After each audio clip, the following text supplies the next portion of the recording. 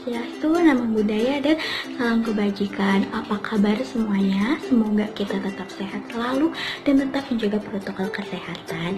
Nah, pada kesempatan kali ini saya Widya Preni Fatima dari Program Studi Pendidikan Sosiologi Universitas Pendidikan Indonesia tahun 2020 akan menjelaskan terkait realitas media dan konstruksi sosial.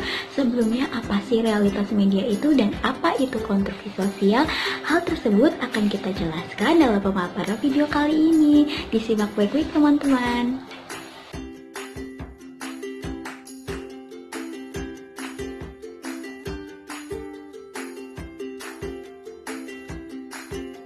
Konstruksi sosial dianggap sebagai proses sosial dan interaksi sosial menciptakan realitas sosial. Adapun konsep konstruksi sosial biasanya dikaitkan dengan media massa, sehingga memunculkan istilah konstruksi sosial media massa yang secara substansi teori dikatakan bahwa sirkulasi informasi yang cepat dan luas mengakibatkan konstruksi sosial terjadi dengan sangat cepat. Istilah konstruksi sosial atau realitas menjadi terkenal sejak diperkenalkan pertama kali oleh Peter L. Berger dan Thomas Luckmann melalui bukunya yang berjudul The Social Construction of Reality, A Treatise in the Sociological of Knowledge.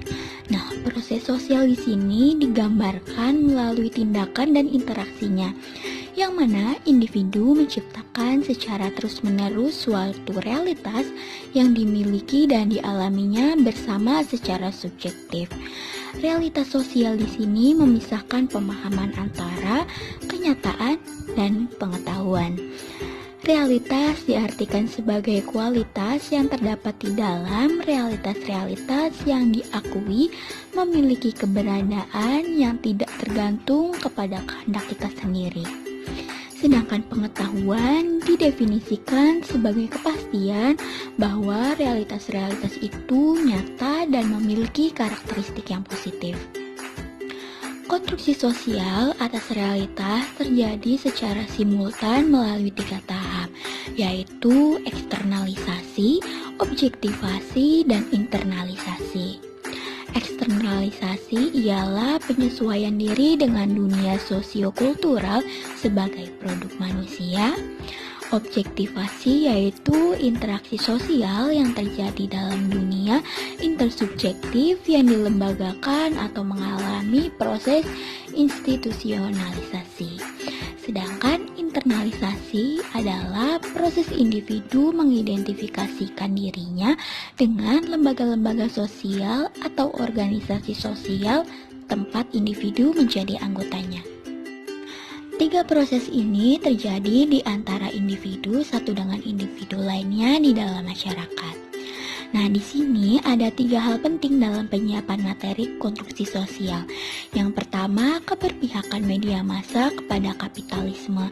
Sebagaimana kita ketahui bahwasannya saat ini hampir tidak ada lagi media massa yang tidak dimiliki oleh kaum kapitalis. Dalam artian di sini media massa digunakan oleh kekuatan-kekuatan kapital untuk menjadikan media massa sebagai mesin pencipta uang atau pelipat gandaan modal.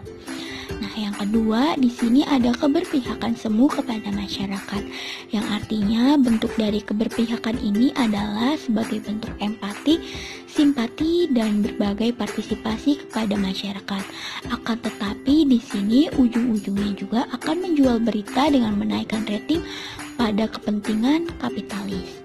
Dan yang ketiga, di sini keberpihakan kepada kepentingan umum, yaitu bentuk keberpihakan kepada kepentingan umum dalam arti sesungguhnya sebenarnya adalah visi setiap media massa. Nah, dari pemaparan yang sudah saya sampaikan tadi, dapat kita simpulkan bahwasannya teori konstruksi realitas sosial menjelaskan bagaimana konstruksi yang dilakukan oleh media massa.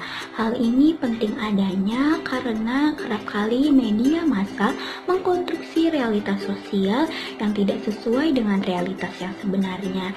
Dan ini perlu adanya kita memahami bagaimana proses konstruksi realitas sosial yang dilakukan oleh media massa. Nah, itu dia pemaparan terkait realitas media dan konstruksi sosial.